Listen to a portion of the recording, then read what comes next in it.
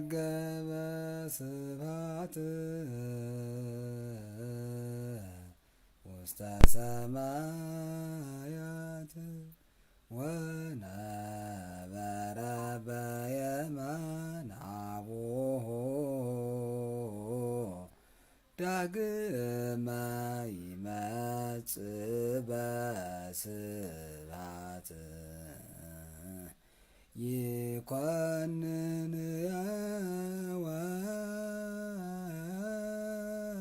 ሕያዋነ ወሙታነ። በምስጋና አረገ፣ በአባቱም ቀኝ ተቀመጠ። በምስጋና በእልልታ አረገ፣ በአባቱም ቀኝ ተቀመጠ። በአባቱ ቀኝ የሚያሰኘው ክብሩ ከአባቱ ጋር ትክክል መሆኑን ሲያሳይ ነው። በአባቱ ቀኝ ተቀመጠ ሲለው እንደ እንግዳ ስለለበሰው ስጋ አስቀድሞ ምድራዊ ነበረ።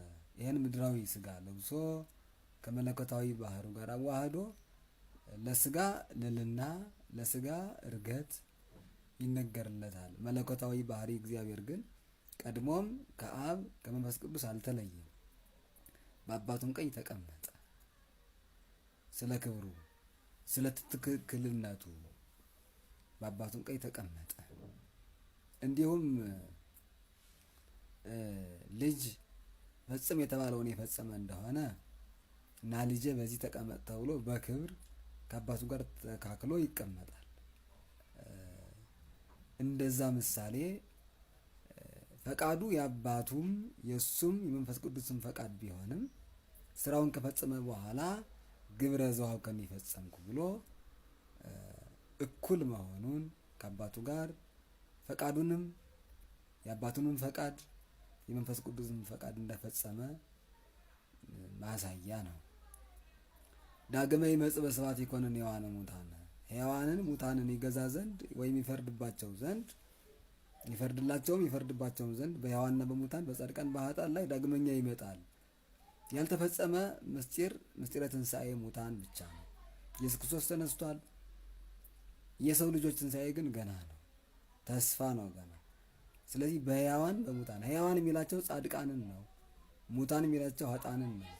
ሕያዋን መባላቸው ጻድቃን በዚያኛው ዓለም በዘላለም በሕይወት ይኖራሉና፣ ሙታን አላቸው ኃጥአንን በዚያኛው ዓለም ሙቶች ናቸውና። በሌላ መልኩ ሕያዋን የሚላቸው ኃጥአንን ነው ይላል መጽሐፍ። ኃጥአንን በዚህ ምድር ደስ ብሏቸው ሕያዋን ሆነው ይኖራሉ። ጻድቃን በዚህ ምድር ሙታን ማለት ናቸው፣ ተሰቃይተው በመከራ ይኖራሉ። በዚያኛው ዓለም ግን እንደገና ጻድቃን ሕያዋን ሲሆኑ ኃጥአን ሙታን ይሆናሉ። እንግዲህ ከሕይወት በፊት በዚህ ዓለም ደስ ብሏቸው እንደመኖራቸው ሕያዋን ይላቸዋል ኃጥአን።